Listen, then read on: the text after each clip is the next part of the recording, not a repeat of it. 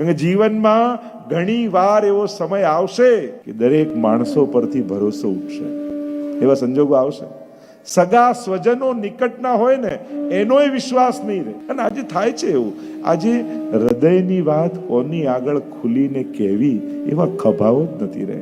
ભલે નિકટના સંબંધી હોય તોય ડર લાગે કે આને કહીશું તો 4 જણાને કહી આવશે, આપણી મજાક કરશે.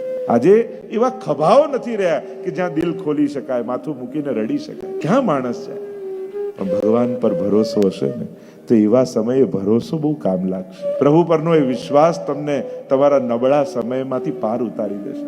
કોઈ હોય ન હોય, મારો ઠાકોરજી મારી સાથે છે, એ જે વિશ્વાસ છે ને, એ ગમે તેટલો લોકો એમ કહેતા હોય કે મારે કોઈની જરૂર નહીં, મારી લાઈફ છે, મારી રીતે જ રહીશ, મને કોઈએ કહેવાનું નહીં, મને બધી ખબર છે. ઇન્ડિવિજ્યુઆલિટી અત્યારના સમયનો બહુ મોટો રોગ છે.